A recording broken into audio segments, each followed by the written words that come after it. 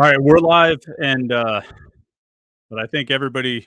I don't know if anybody's going to be tuning into this right now because there's something big going on at the Peterson Event Center as we go live here on a Wednesday night.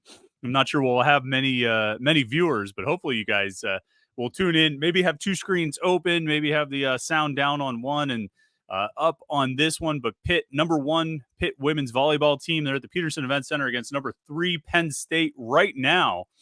And my stream might be behind. I'm not sure, but yeah, right now it is. Let's see what the score is. 21-15. Pitt is leading. They're up 2-0. Got a chance to sweep Penn State here. If they can get 4 more points, they get a chance to sweep Penn State. They haven't lost a set all year, which is pretty remarkable considering they're 6-0. So they've been pretty dominant. But I think I'm keeping an eye on this. I imagine you are as well. We'll kind of inch through this as we go. We'll be keeping 2 eyes, one eye on the live stream here and one eye on the Pitt volleyball match. Pretty exciting stuff. I'm sure we'll bring Jim in here in a second, and I'm sure he's keeping an eye on it. It's 22-15 now. I don't know if we're breaking any broadcast rights rules if I give you the score updates as we go. Now, I don't really know that much about volleyball, so it's not like I'm going to be telling you anything other than oh, she hit it. Now she hit it. Now she hit it. And if I say it too fast, it'll sound like I said a swear word. But either way, it's 22-15 on my stream. We're kind of keeping an eye on that. And, obviously we'll talk a little bit about it as this comes to an end. And, but obviously, we have a lot to talk about no matter what on tonight's live stream. Panther-Lair show here on youtube.com/Panther-Lair.com.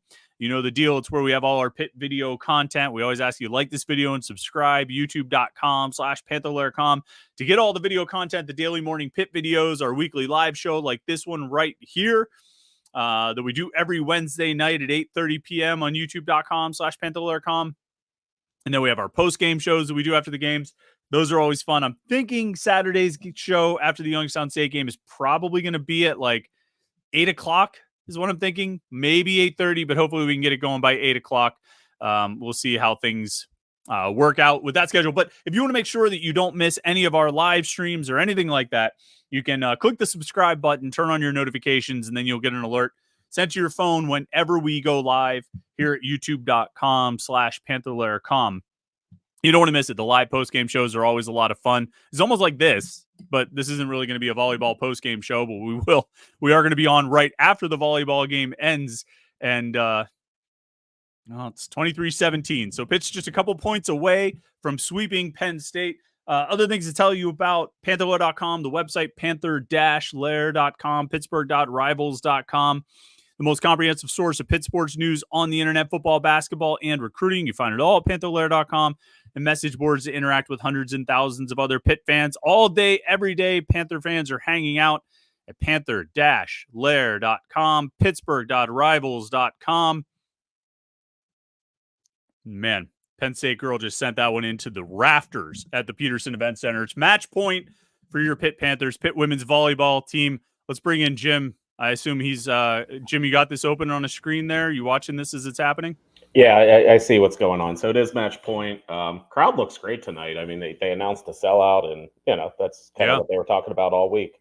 Is your stream ahead of mine, or they just served it out of bounds? Is that what happened on your stream?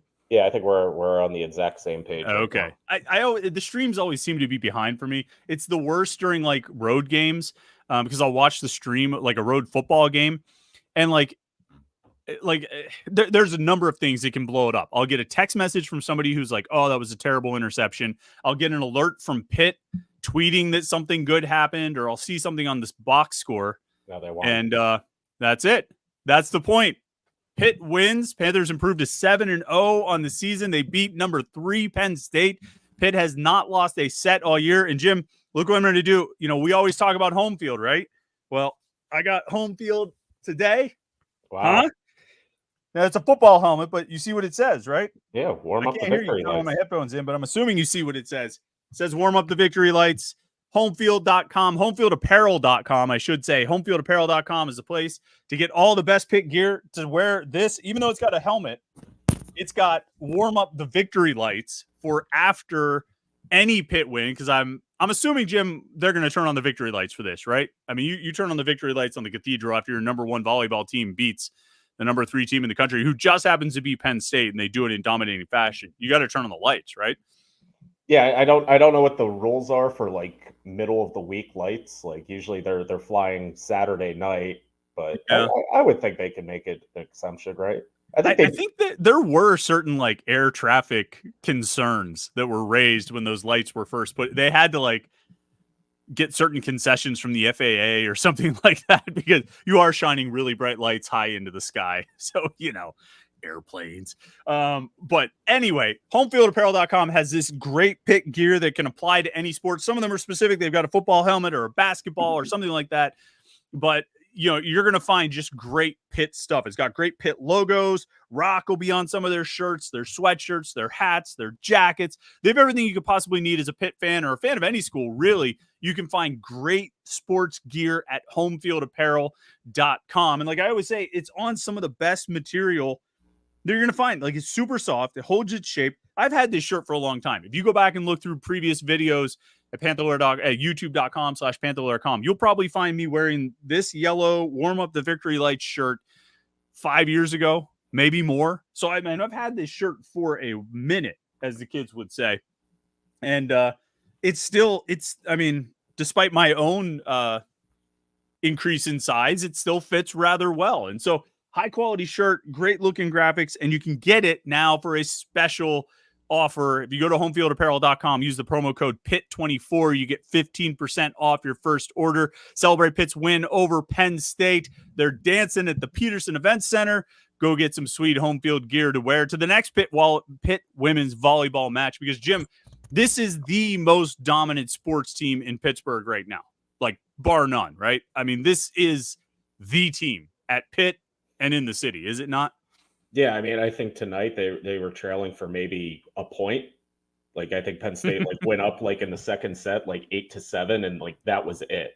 Yeah. Like otherwise, it was just like complete domination that first set. Like, I don't think either one of us are well versed in volleyball, anything, but yes, that looked pretty dominant to me the first set, and it just kind of continued through all three.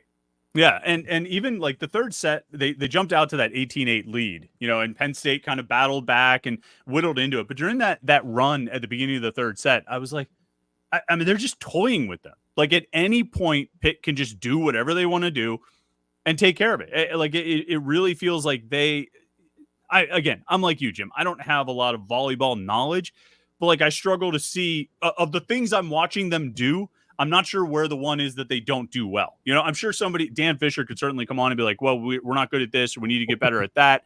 There are probably volleyball heads. I mean, there's people I follow on Twitter who are great. Guys, look for, I'll tell you who to look for on Twitter.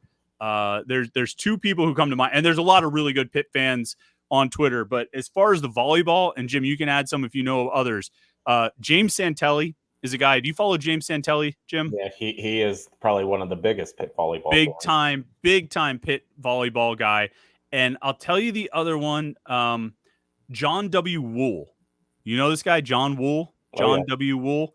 And he will come through with like the info before like every match. Like, I watch for his tweets before every match, because he lays out like what you need to know about the opponent and what's going on. I mean, like, really good Pitt volleyball info. So follow those 2 people. I mean, those guys could probably tell us like, hey, they're not good at this, they're not good at that. But to my like layman's idiot's eyes, I like, it seems like they do all the things well, right? Like, serve, big kill, like they're just really good.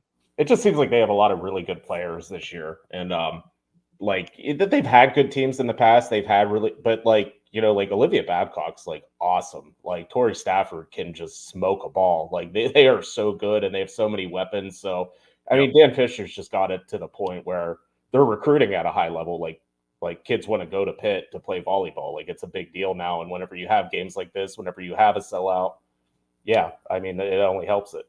Yeah. I mean, like, to your point, and Bree Kelly, did a lot tonight. I kept seeing her, kept hearing her name.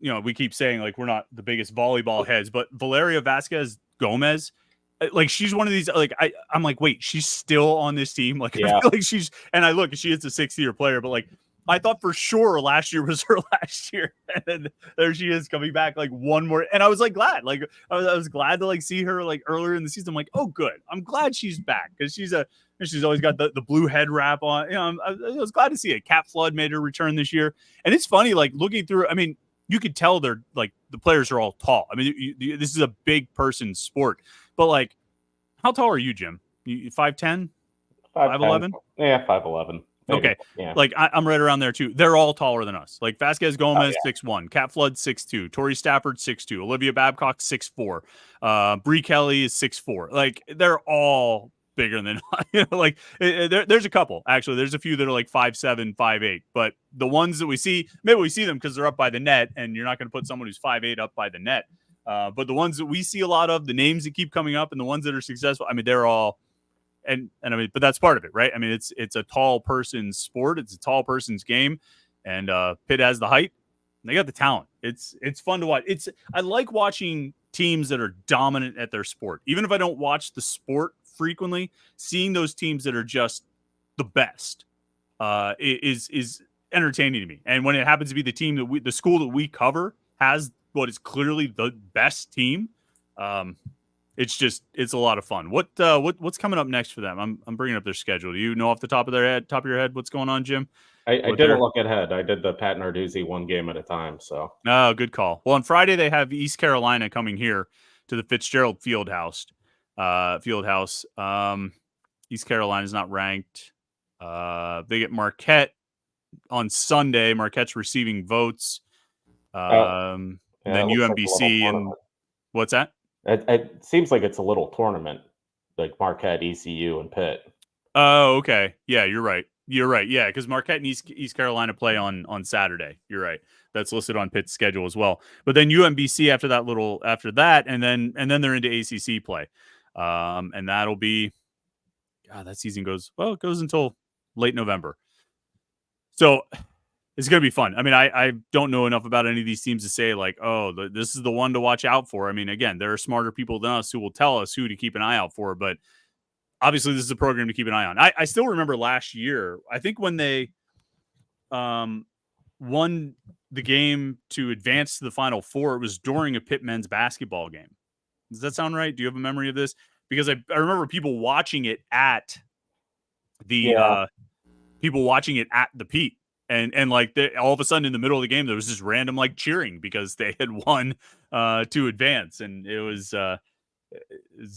cool. So I mean, you know, multiple Final Four appearances. They're number one in the country. I mean, like this team is set up to win. It's going to be fun to follow. Obviously, the team that we probably cover more than any has been pretty fun to follow through 3 games so far this season, and there's a lot of things to say about this team, Jim. I don't. Has anything new occurred to you about this Pitt football team in the last 5 days since since Saturday's game?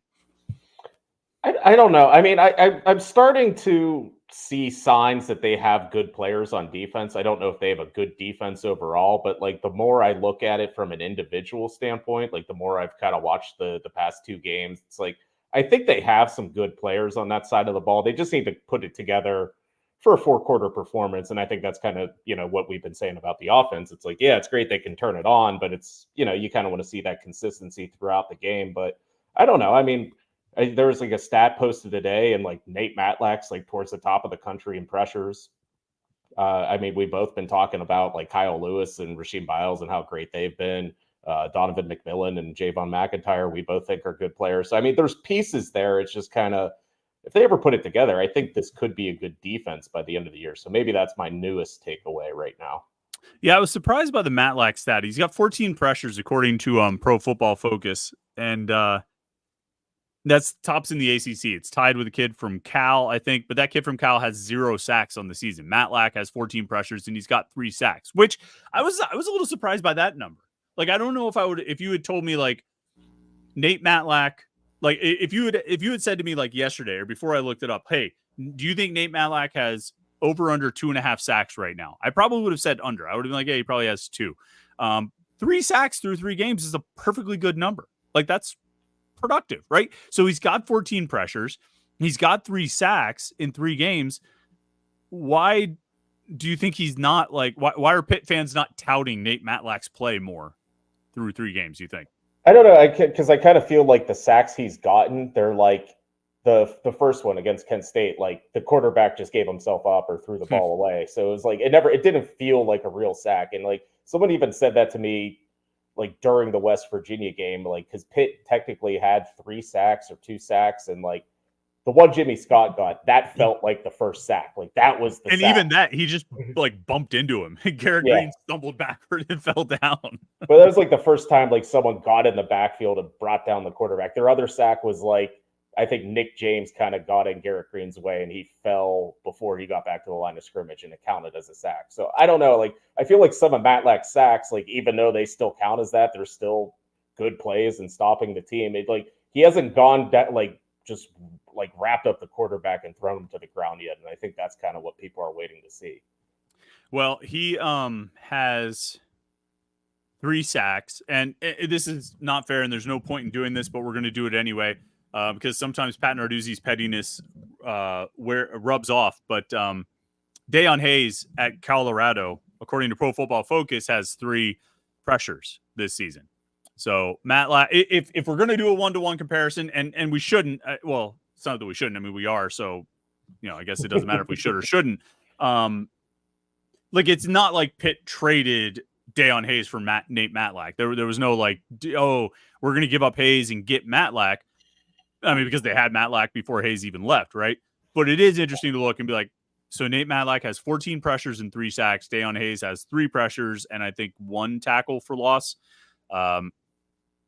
Again, it's not a 1-to-1, but we're certainly going to be keeping an eye on those stats and those numbers. I did the thing this week, Jim, where we ranked the players, like top 5 players on the team. I went with Kyle Lewis at number 1. Would you? Who would you put at number 1 overall player on the team? He's up there. I mean, I think your top 3 was some combination of Eli, Reed, and Lewis, and I think that's mine too. Okay. It's kind of hard to go against it, but I mean, Kyle Lewis has been as good as anyone they've had on offense. Like that guy just flies around, and I know you saw it. Like I was just like, rewatching the game and several different times this week, just trying to pick up new things. And like that one play he had just like struck me. I'm like, whoa, well, like this isn't normal. Like no guys don't do this. Like that, the West Virginia running back who's pretty fast had the edge on him, and he was turned in and he beat him to the edge. I mean, that's an NFL play. I mean, I don't know. I think Panther-Lair.com has been hyping up the Pitt outside linebackers for like 5 years now, but like I'm starting to feel validated. Well, do you know, like, so I was joking about this today. Like, if somehow this year becomes the year where like all the karma turns around for like all the incessant hyping of Bengali Kamara for the last 2 years, if this is the year where like, well, I really blew it on that, but this year it's gonna like get paid back to me, like. Kyle Lewis obviously is headed that way. Eli Holstein, I think, just to a certain extent. I mean, but can you imagine how good Amsal Dalalich is going to be? Or Delalich. I keep screwing it up. But anyway, like the whole country will know how to pronounce his name if like it truly is coming around, because I'm going all in on that. But that's another conversation altogether. So you're right. I went Lewis, Holstein, Reed as my 1, 2, 3 in that order. You said you kind of agree with those 3 players, maybe in that order, maybe not. Who's your number 4? I'm not going to make you list your whole top 5, but I am kind of curious because I think there's a lot of people would kind of agree with those 3 being at the top 3, but number 4 might have a lot of disagreement. I think I would go Konate. I think Mountfield's really. I think he's having a really good season, and I think he's a big piece to this offense. And I don't know, both times, during these comebacks, like Holstein's looking for him. Like he knows, like that's my senior. And like, I think I asked him after the Cincinnati game, I'm like, how nice is it to just have him? Like, like he's going to be in the right spot. And he's like, it's huge. And like, he's the one that's picking me up, and he's a captain for a reason. So like, I'm kind of buying in. And like, I've been kind of saying that I thought he was due for a big year, and he is. He's having a big year, and this is what he came here to do. This is what he's supposed to be. This is what he was always supposed to be. And he's finally showing it. So I think he's just a huge part of this offense. That's been a point I've really been hammering on this week is like, Exactly. That's what he came here to do. Like, he came here to play this role, to be that lead receiver. And he is. And it's been remarkable in the last 2 games on the game-winning drive. He's found a way to get open and make a big play. Or was it the game-winning drive at Cincinnati? No, it was the drive before. Well, no, it was the play. No, yeah, he did. Yeah. You're right. Yeah, he had a 34-yard because he did score a touchdown earlier in the fourth quarter, but he got open for that huge 34-yard catch. You're right. To pick up a first down, set everything up for the field goal, and then obviously he has a huge, was it like 23-yard catch, I think it was, against West Virginia. You know, and both times it like he ran himself open. You know what I mean? Like, maybe they lost sight of him. I don't know, but I think it's that route running, like the quickness, the IQ, the feel, you know, that he just didn't have a chance to show over the last 2 years, either due to the quarterback play or the coordinator or the scheme of the offense or whatever it may be. He just didn't have a chance to show it, but it's there. I mean, we always talked about it and we always heard about it, but there it was. And yeah, Mumfield was in I had a guy at number 4, and then I had like 4 guys that I can make a case for like number 5. And it was Mumfield, it was Donovan McMillan, it was Ben Sauls, and Brandon George. It would have been very easy if I could have made my hybrid linebacker Kai Brand team by Georgius. But unfortunately, Kai Brand team was not available for this poll. So I had to just go with Lewis at number 1. I actually went with Rasheem Biles at number 4. I think he's playing out of his mind right now. I think he's, you know, making plays all over the place. He's fast and explosive like Lewis, like you said, and he's putting up the stats. He might have. Let me bring up the West Virginia defensive stats real quick. Yeah, so you know, all these guys had like 13 tackles, 12 tackles. He had 8 solo tackles. McMillan and Lewis had 5 solo tackles each. So he's out there making plays on his own. And I don't take anything away from, you know, solo tackles, assisted tackles, whatever. It's a group effort. Everybody has to go to the football. But Rasheem Biles, I think, leads the team in solo tackles right now. If he doesn't, he's like right there at the top. I've been really impressed with him. I thought Lewis would be really good this year. I expected that. I thought the rest of the outside linebackers would be pretty good, but I was waiting to see if anybody took that next step. I think Biles already has.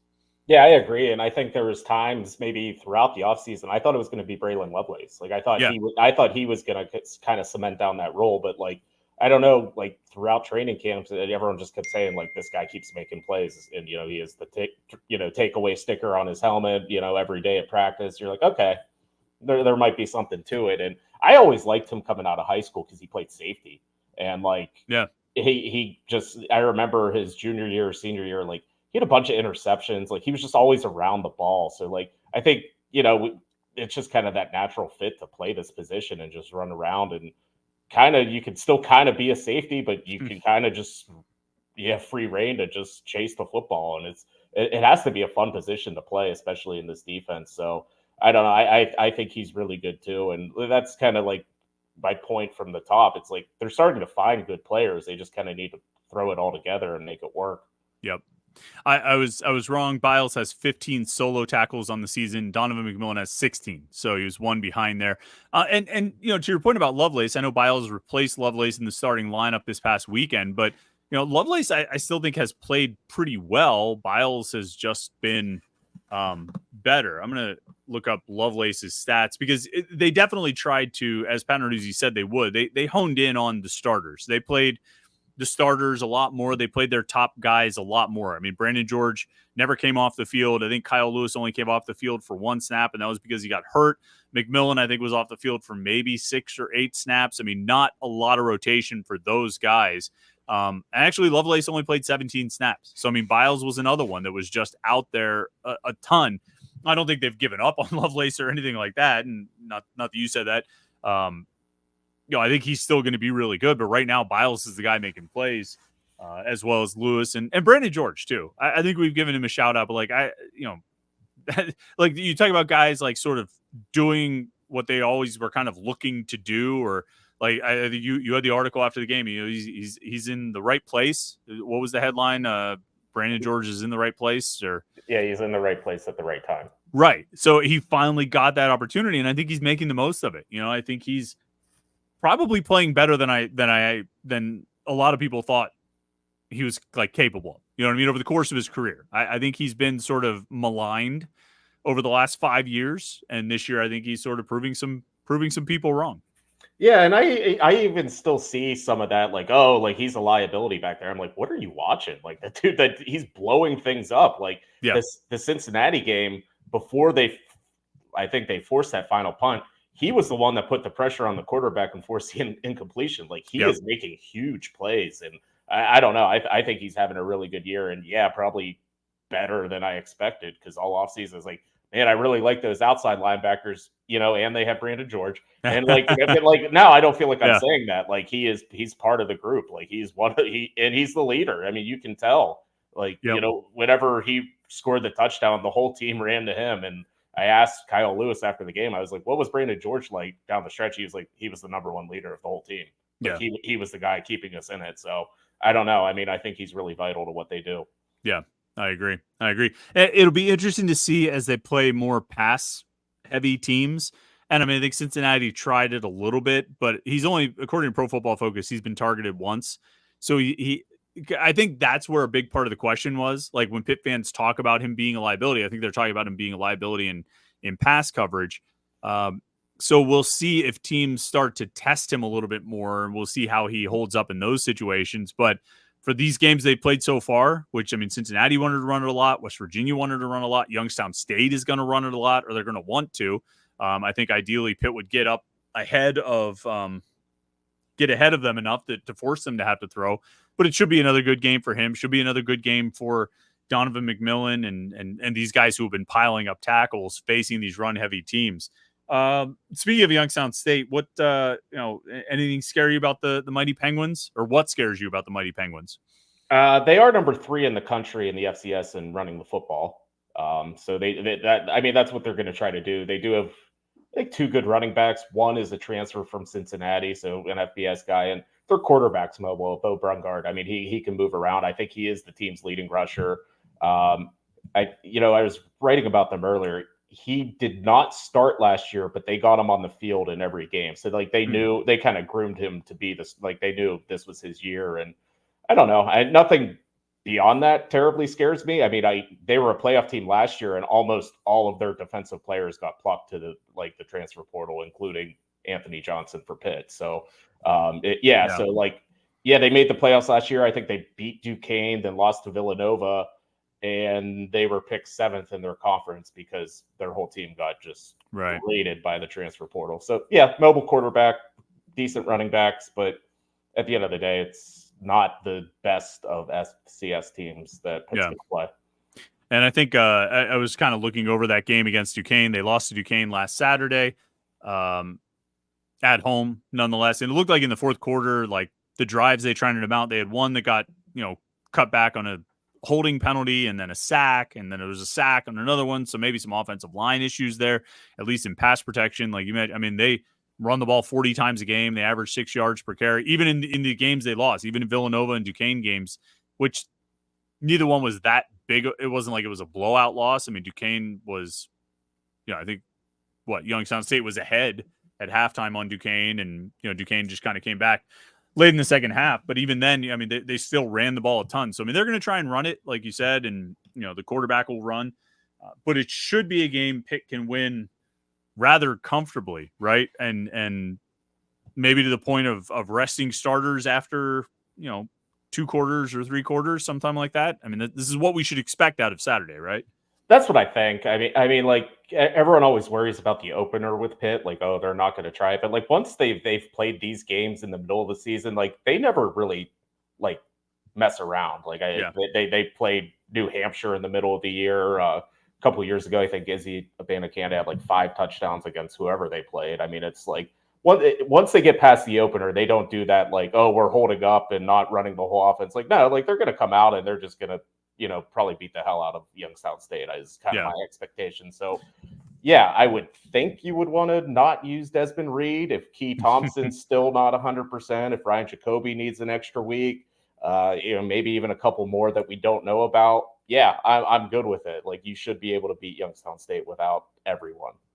Yeah, I think Kenny Pickett and company beat up on New Hampshire pretty bad the week after the Western Michigan game. if I recall. I think that was we're just going to take out all of our frustrations on you right now. And they did to great effect. I think it was the next year, I think was Rhode Island, I want to say. And that was like Keaton Slovis's first game back after he got hurt against Tennessee. I thought they would try and throw the ball to try to like get the passing game worked out a little bit. They didn't. They ran the ball a ton. That was the game where they attempted an onside kick at the end. Do you remember that? Out of nowhere, at the end of the game, they scored a touchdown and then attempted an onside kick. Who attempted it? Was it Junko? I forget who the kicker was. It was like it wasn't the regular guy. It wasn't Sauls. It wasn't Sauls. So like it was like a backup kicker took it upon himself, I think, to just do this onside kick, like just kind of a rogue call. So I don't know. I'm told it got signaled in. There was a miscommunication, and whoever was supposed to signal the play thought he heard one thing, and so he signaled that in, even though, like, I isn't there like a thing in your head that's like, wait, coach, sure about that? You want to you want this on now? You want to do an onside kick at this point in the game? But anyway, doesn't matter. It certainly didn't help them against Georgia Tech a week or two later. So,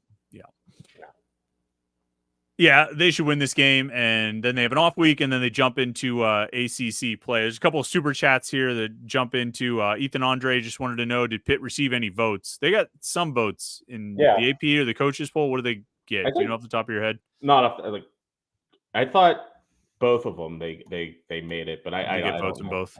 Yeah. Okay. And then there was also Bill Florigen. Super Chatter says, I feel Sincere Edwards and Francis Brew are going to be major studs by the season's end. Next year, this team could be awesome if they can keep most of the young guys. You know what's funny? And maybe it's a product of the times, or maybe it's just a product of my age and living more in the moment or whatever it is. I think so very little about next season. Like, I am not giving a single thought. Like, when he said that, it doesn't even cross my mind. Partially because you just think, guys, who knows who's going to be here? You know what I mean? You talk about Sincere Edwards and Francis Brew. I feel like if I was sitting between Sincere Edwards and Francis Brew, in like a college lecture, the professor will be like, "Okay, look to your left, look to your right. One of the two people you looked at will not be here next year." And that doesn't have anything to do with Sincere Edwards. That doesn't have anything to do with Francis Brew. I don't know them. I don't know what they do or anything. It's just like, what can you count on? I don't feel like you can count on. I'm pretty sure Braylon Lovelace will be here next year. Western PA guy, solid dude, local guy. I think he'll stick around. I don't know if I would say that about anybody else. I mean, like, I don't know who is going to be around. So, like, I don't even find myself thinking about next year. I think about what can happen this year. And to Bill's original point, yeah, I think Sincere Edwards and Francis Brew are going to make plays for this team. They have already. And I think they're going to keep making plays because I think they've shown improvement through the first 3 weeks of the season. And I think they're going to keep getting better. Like, I think Francis Brew is going to make a couple plays. Sincere Edwards seems to play like his hair is on fire. And he's got a lot of hair. So that would be a considerable blaze if his hair was actually on fire. Eli Holstein said that today, that they're going to play like their hair's on fire this Saturday against. And then, like, for Sincere, I mean, like, that's a public health hazard. You know what I mean? If you set all that hair on fire. But you know what I mean? He kind of plays that way. I feel like he's always just kind of flying around. I don't know if he's always going in the right direction. I don't know if he's always doing what he's supposed to be doing, but he's always flying around. Does it look that way to you? Yeah, it definitely looks that way to me. I think he kind of lived up to what everyone said when he got here in the spring. It's like, this guy can help us this year. And he can, and he is. Like, he's making plays. He's doing things. Like, I think even he had maybe a tackle for loss in this most recent game, something like that. So, and I think Francis Brew, and I think of all the positions on the defense right now, I think defensive tackle is kind of the biggest question mark. I think, like, if they can kind of get something figured out there, that kind of unlocks a lot of other things because, yeah, like, I like the linebackers. Yeah, I like the safeties. I think the corners are coming around. Like, even, Matlack and Scott and Edwards are kind of doing things. It's like, let's maybe get the defensive tackle thing figured out. But actually, just back to the previous super chatter, 1 AP vote, 17 in the coaches poll. Okay. Thank you for researching that. And to your point about Sincere Edwards, on the season, 3 tackles for loss and a sack. So he's actually like third on the team in tackles for loss.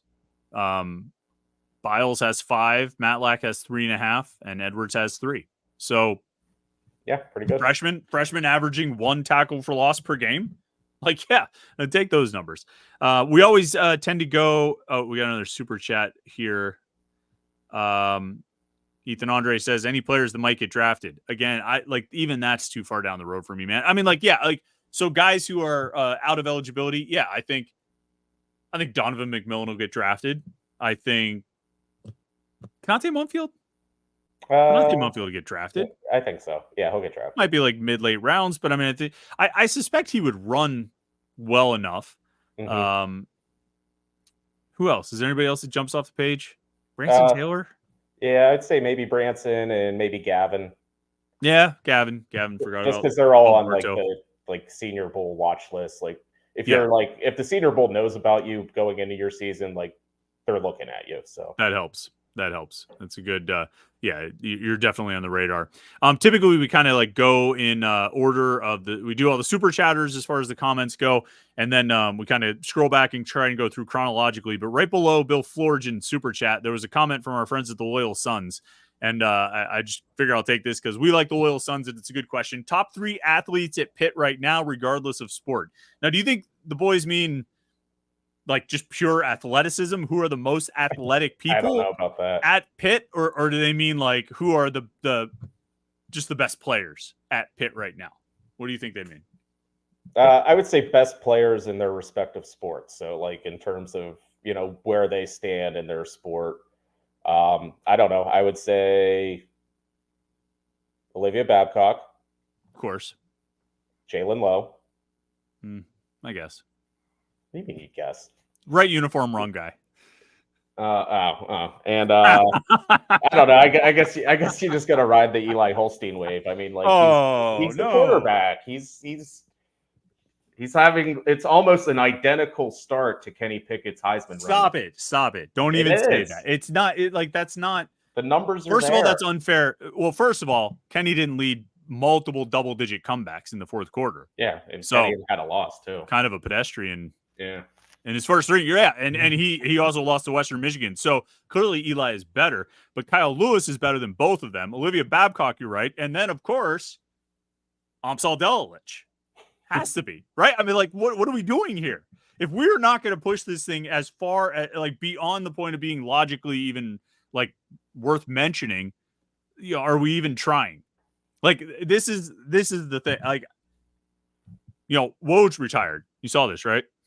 Woj, yeah. No more Woj bombs. I've heard, I can't confirm this, but I've heard he retired to sign on as Amsal's official biographer. Follow him around, season on the brink type of thing. Did you see he for the whole season. Job. I know. Somebody else pointed that when I made this joke earlier. Somebody else pointed at Jerry DePaula or Jeff Hathorn. Someone far more upstanding, respectable, and logical than me pointed out the reality of things, which I'm not really interested in at this point, but. If it's not Amsal Delilich, I mean, maybe Lowe. Lowe was a good call. That was a pretty good, I guess. He's getting a lot of preseason love from a lot of people. He should. I have no reason. Like, do you have any reason to doubt that he is going to have like an incredible season? I firmly think he's going to be one of the top 5 to 7 players in the ACC. So I think he's either going to be a first team guy or a guy that has a gripe about not being on the first team. Like he's that good. What's remarkable to me is when as you were saying that sentence, things happen. They say like in a car crash, it happens in slow motion. You know what I mean? As you're saying word by word, I'm hearing it all in real time, but it's happening in slow motion in my head. You say he's one of the top 5 to 7. I didn't know what you were going to say next. Like point guards in the country.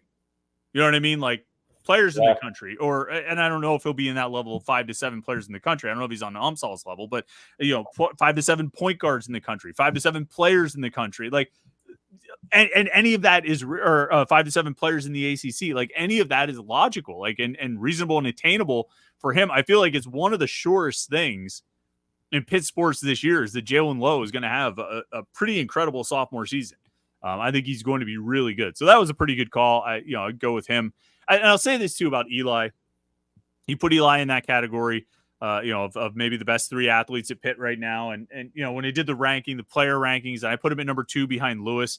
Like coming out of the Cincinnati game, I was like, okay, got to manage like the perspective here. You know what I mean? Like try and like manage the like don't.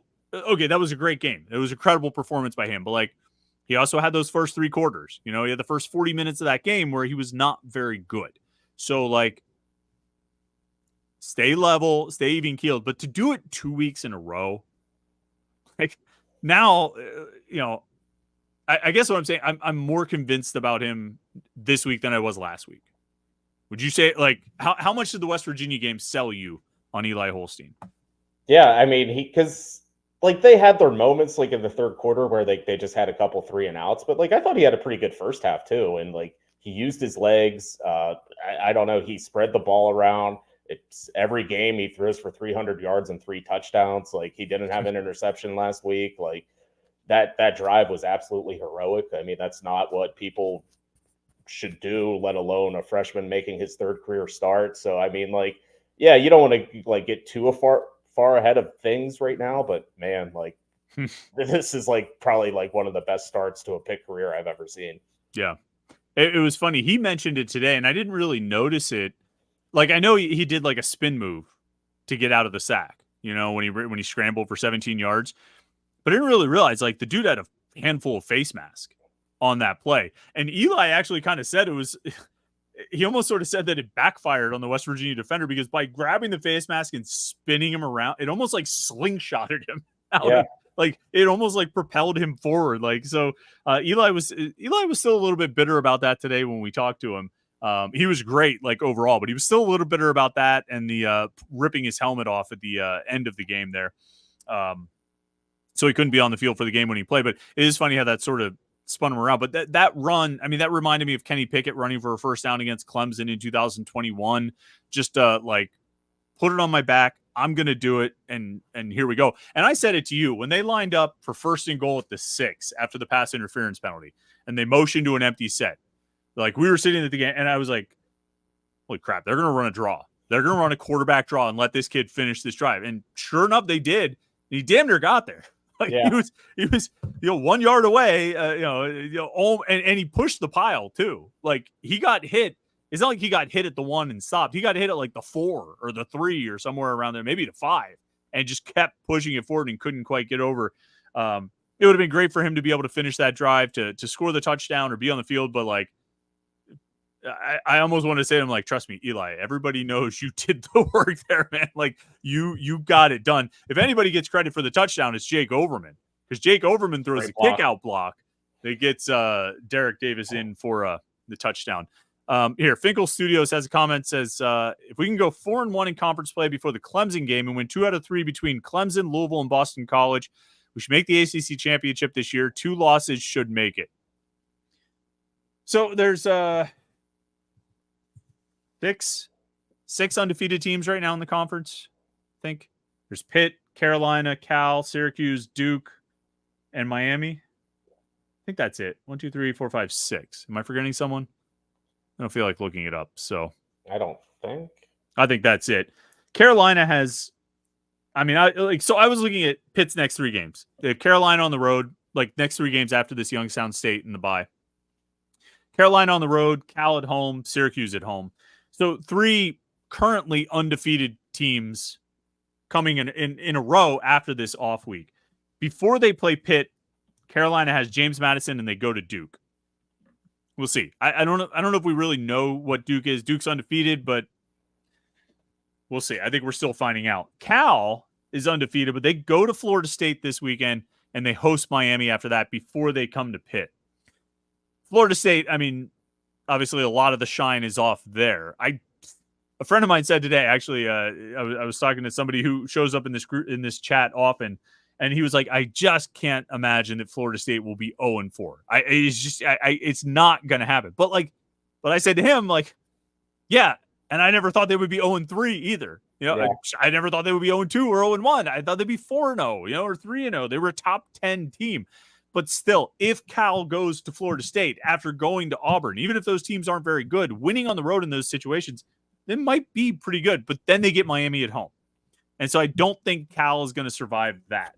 Syracuse has Stanford at home before they play Pitt. They have Stanford at home, Holy Cross. They go. out to UNLV, and then they go to NC State before they come to Pitt. There's a chance of Syracuse going on a run there. Like Stanford at home. I don't think Stanford's very good. Coming across the country, Holy Cross, they should win. They should beat UNLV. And NC State is a question mark now. Grayson McCall's been hurt. They're, that's one of those teams that was supposed to be really good because of its quarterback. And, well, for a few of these teams, it fell apart. Right. And so it's kind of been a struggle there. But to the question of whether 2 losses gets you in, I think we probably assume Miami's the best team in the conference right now, right? As of right now, you would have to say it's them. If we were doing a power rankings or something. Who's next? I don't know. I mean, you can make a case for a lot of teams. Wait. Is Louisville undefeated? Louisville doesn't have a loss, do they? 2-0. Okay. It did not play last week. Right. So they're 2-0 like Syracuse is 2-0. Louisville, if the quarterback stays healthy, might be the second best team. I don't know if 2 losses get you in, to be honest. Particularly if Miami runs the table, I don't know if 2 losses get you in. Miami and Louisville play each other this year. So, like, the thing with this year, it's that the schedule's so imbalanced, like, even more so than last year. So, like, you kind of don't know where everyone stands. So it's easy to say, like, 2 losses will get you in. But, like, I don't know everyone's schedule by heart and can't memorize it. So I don't know. I mean, just from Pitt's perspective, like, if they assume they win tomorrow or Saturday, like we think, and this guy is saying that they're 2 losses, so a 10-2 season. Even if they don't make the ACC championship, this team goes 10-2. Like, holy crap! Like we were that was not even like a possibility like 3 weeks ago. Yeah, I did no. Like, if you posted that on the message board, you would be laughed at. And I would probably chuckle about it. I mean, I still can't get off my 8-win prediction, despite what we've seen. I still am not shaken away from it. I'm getting closer, and particularly if Eli Holstein keeps playing like this. What's going to be a giant litmus test, and what is the giant litmus test is that game at Carolina. Never won down there. Still don't know if they're going to. They've got a really good running back. Maybe the best running back in the conference. Like, quarterback question marks, but I don't know. That's a believe it when I see it. Just like going undefeated in the non-conference. It's believe it when I see it, which, for the record, I still haven't seen it. So does that mean I don't believe it? Yes. Not yet. Almost, but close. Not yet. Josh Newark says, I was extremely impressed with the maturity Holstein seems to have from his press conference today. Seems like he really gets it, and it seems authentic. Did you happen to watch that, Jim? Did you check that out, or Eli's press conference today? No. It is good. It's long. He talked for like 13 minutes, but like it's really like he said some really good stuff. He had a great line about he was like, everybody wants to prove people wrong. I want to prove people right, like the people who believed in me and supported me all this time. And I was like, damn, that's a good line. Like, did someone give you that line? Like, did you read that somewhere? Is that in a John Wooden book or something? Like, where did you get that line? That's really, really good. And he just had a lot of stuff like that was like, yeah, this kid, he's kind of been like built in a lab from everything we've seen so far of like, big, he can run, he's got a big arm, he puts the team on his back, and now he's saying all the right things in press conferences. It's like, geez, here we go. He's just he's hitting a lot of home runs right now. Voodoo IPA says, I'm more comfortable with Eli than I was in the first half of the Cincinnati game. He's due a lot of credit for his performance, and we should enjoy him while we still have him. Fear he'll be a loss to NIL. I mean, again, this is what I said about, like, I'm not thinking too much about next year. Like, I don't know. Like, you have to really just look at it, like, year to year. Right now, it's 2024. And so just think about this season. You're going to drive yourself crazy thinking about who they may or may not lose to the portal next year. So think about this year. Focus on this year. Like, and it used to be a fun exercise. Like, wow, imagine this team when they've got this next year. There's just no point in it anymore. There's no point in talking like that, Jim. No, I agree. And, like, I even said a few times in the offseason, it's like, this should be the team. That's the rebuilding year, and next year's should be the year they should make a run at an ACC championship. Like, but I also said that with the caveat that I have no idea who's going to be on the team in 2 years. But like, if it was under normal circumstances, this is the team you build with, and next year's the team you try to win with. So I don't know. I mean, he's really good. Yeah, NIL is always going to be a factor somehow in some way, but the thing with quarterback, it's like he has a good, steady job here. He has a Power 5 starting job here, and you see how many quarterbacks we've seen it just at this school alone, that sometimes when you transfer, it doesn't always mesh out the same way. I mean, like Sam Hartman wasn't the same guy at Notre Dame as he was at Wake Forest. Like sometimes it's okay to kind of stay where you are and kind of be the local hero. Riley Leonard. Yep. I mean, he might have gotten hurt or something, but he's not. I keep thinking like, who's like the next, like, DJ. Yeah, right. No, it has to come from a team in North Carolina that Notre Dame goes and gets next year. So whoever this kid is that's replacing Grayson McCall at NC State is the guy who Notre Dame will get for their quarterback next year, or the Carolina kid. Maybe the guy at Carolina who got hurt, Max Johnson. Maybe they'll grab him. Although Leonard had more success. Yeah. Right, over the course of his career. So. Yeah. All right. Let's see. Green says jumping ahead to the North Carolina game is a huge game for Pitt because North Carolina has the easiest schedule I've seen in the conference. Knocking them off could be huge at the end of the season. This is sort of what we were saying. I don't know North Carolina's schedule, but I'll bring it up. You know what? The other flaw with this, not only do I not know North Carolina's schedule, I don't know if their schedule is easy because I don't really know. So they're sort of the same thing. 4 non-conference games. Finish up with James Madison this week. Then they're at Duke, Pitt, Georgia Tech, at Virginia, at Florida State, Wake Forest, at Boston College, NC State. So Duke's undefeated right now. So is Pitt. Georgia Tech, for a one-loss team, and actually in Boston College is on this schedule too. They go to Boston College late in the season. Boston College and Georgia Tech both have one loss. They both look pretty good though. Yeah. I wouldn't call those easy games. Virginia probably has some warts. I think they're showing a little bit. And I know they're 0-3, but first Saturday in November, Carolina goes to Florida State. I'm still not going to call that an easy game. And then they finish up with NC State, which, I mean, that's going to be a challenge. I think NC State is still a pretty good team. I think they've not been as good as they wanted to be, but I think you're still going to have a challenge. I don't know if you would call that schedule easy. I mean, I think, Duke and Pitt being undefeated, Boston College and Georgia Tech looking like 2 of the better teams in the conference this year. I'm not calling that an easy schedule. But again, what do we even know? You know what I mean? Who's good and who's bad? We don't know now. I think we'll know by the end of October. And I think the month of October will tell us what's up with this conference and then set up November to be a real race, which it's weird, Jim. Pitt's got 3 games in October and then 5 in November. I know it's just how it worked out with a Thursday night game in the bye week, and then I guess November has 5 Saturdays this year, but it's kind of a weird schedule. It's backloaded in November, and it's gonna be a real grind through that month.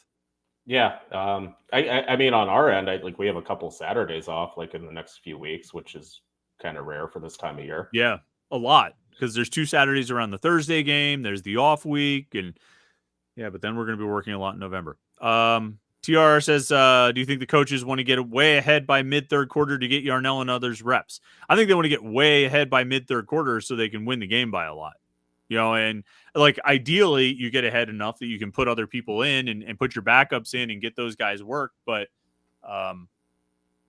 that's a byproduct. You know what I mean? Of what they truly want, which is to win comfortably. You agree? Yeah, I would agree. And I think they're past the point of we need to get Nate Yarnell reps. Eli Holstein's the starter. There's no we need to get this guy reps too. If it happens, it happens. That's great. But yeah. Pitwin says the Cal and Syracuse games might be tough ones as well. I saw the top ACC quarterbacks list got released. Eli is number 4, but Syracuse quarterback also made the list. Look, I had doubts about Kyle McCord because I thought he was, I left something to be desired at Ohio State, but he's killing it right now at Syracuse. He's having a great start. I mean, I think they're 2-0, so it's not exactly a big sample size, but it's hard to argue with what he's done and how he's played. He's been really good this year. So I don't. Yeah, I mean that's going to be a challenge. On a Thursday night here, that could be a shootout. Look, that'll be what game? That'll be game number 7 for Pitt. Yeah. Right. So if you assume a win here, at the worst, they're 4-2 going into that game, potentially 6-0 going into that game. That's the range of outcomes, right? Like I'm not predicting one thing or another. That's the range of outcomes. You could have shoot, man. So Syracuse, like I said, Stanford, Holy Cross, UNLV, NC State, right? Prior to the Pitt game. Pitt has Youngstown State, Carolina, Cal prior to that game against Syracuse. Like, you could have legitimately a premier game in college football on Thursday night, October 24th, with two prominent, very good quarterbacks playing at a high level. Like, given on what these guys have done through 5 combined games so far this year, that could be a big deal, with implications for the conference, with implications nationally. Both teams. Okay. This, we're going to get ridiculous, but legitimately, both teams could be ranked. There's a scenario where both teams enter that game ranked with both quarterbacks playing at a really high level, and you end up with a game that the nation of college football nationally is hey, we got to keep an eye on that game. That's going to be a big game. It has a chance to be. And I mean, Pitt and Syracuse have played every year since 1955. We'd have to ask our friend EJ Borghetti, but I can't imagine many of them have involved both teams being ranked. If it ever got to that point. I mean, lately, Pitt's dominated the series. Syracuse has been, had some rough times here, but I mean, I can't ever really recall a big Pitt Syracuse game. So if one were to happen, I don't know. I think that'd be pretty cool. Yeah. And like we said, we got really, really far ahead of ourselves. Or I got really far ahead of myself in saying that. The 2004 Pitt Syracuse game was pretty big. Pitt was 5-2 at that point. Syracuse, I don't know what they were, but I think they ended up as part of that 4-way tie that split the Big East in 2004. That Pitt ended up winning the 4-way tie to go to the Fiesta Bowl that year, the Tyler Palco Notre Dame year. Pitt, I want to say Josh Cummings had a game-winning kick. Is that a real thing? Against Syracuse? I think. No, Pitt lost that game in double overtime, 38-31. I must at be Syracuse. One. He had the kicks at Notre Dame. So I don't know. I have a memory of him in the dome for something. I don't know. I'll go back and that I'll take care of that one on my own. Yeah, there's nothing for me to see here. What do you think about, Green wants to know, how do you feel about Eli being ranked the number 4 best quarterback in the ACC? He's really the only quarterback I've watched in the ACC, because on game days I really only can focus on one game whenever you're writing about it. So right now, he's the best ACC quarterback I've seen. So I think Syracuse Stanford's Friday night this week. So maybe I'll okay. Nice. I'll get a chance to watch some Syracuse football. Some McCord, yeah. I mean, the highlights all looked really good for Kyle McCord. I mean, I think Haynes King at Georgia Tech is really good. Obviously, Cam Ward is the clear number 1, right? Yeah. I don't really know. I have to look. I think the ACC network, I think what he's talking about, the ACC network had a tweet where they broke down the top 5 quarterbacks in the ACC, and they're like, we have a new number 1. And it was Cam Ward. And I'm like, who the hell was number 1 last week? If it wasn't Cam Ward, I mean, isn't this the obvious number 1? I'm not sure if they had Haynes King or Castellanos, but I mean, those two guys are both good. King and Castellanos. Cam Ward, obviously. Kyron Drones, I think, is having a good season at Virginia Tech. The Calandria kid at Virginia, I think, has been all right. Malik Murphy at Duke has been good. So I mean, there's good quarterbacks. I mean, it's just, there's also DJU, and that we've talked about. Why they're in last place. That's why they're in last place. It sure is. But right now, Pitt Volleyball is number 1 in the country. Pitt Volleyball is in first place. They are best team in the country. And shout out to them tonight. They won in 3 straight sets. They swept Swept number 3 Penn State at the Peterson Event Center. They improved to 7-0. They've won every set this year. They are 21 set wins, 0 set losses, and they'll keep that rolling. Dan Fisher has a machine built. It is dominant. It was fun to kind of watch that at the very end. Watch the final few minutes of that as we got started on the live show here. It was kind of fun to have that overlap, and we appreciate everybody who tuned in tonight. Thanks for all the comments and the questions, the super chats. As always, make sure you like this video and subscribe. YouTube.com/Panther-Lair.com. TVax1 says you had a wasp or something crawl up your hoodie just a few seconds ago. Yeah. So I don't know how it happened, but there's like one bee like every day that gets into my house, and like I don't know where they're coming in from. I don't know if I have like a cut in the screen. But once they get into the house, they're like very lethargic. I can kill them very easily. Oh. But yeah, I have to kill one bee every day, and I don't know where they're coming in from. And it's only one that gets in? Yeah, I've never like seen like a swarm. It's just right.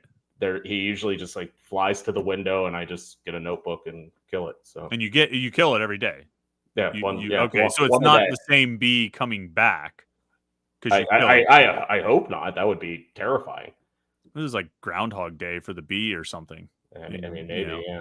He comes in, he's slow because he wants you to kill him. Because he wants to just end his Groundhog Day. Yeah, there's a lot going on. All right, well, keep us updated. Hopefully, who asked that question? TVax1. Hopefully, you remember that next week, and you can ask Jim about it again next week. I will forget about it, but hopefully someone else will remember. Anyway, all right, thank you for that, Jim. Like this video and subscribe. YouTube.com/Panther-Lair.com. Make sure you check out the website, Panther-Lair.com, Pittsburgh.rivals.com for all the Pitt sports coverage you can possibly handle. Lots of people talking on the message boards about Pitt football, basketball, recruiting, and everything else going on in the world of Pitt sports, so you should join that conversation too at Panther-Lair.com, Pittsburgh.rivals.com. All right, Jim, thank you so much for your time. Thanks, everybody, for tuning in. We'll catch you in the morning for the morning Pitt, and then on Saturday at the live show after the game right here on YouTube.com/Panther-Lair.com.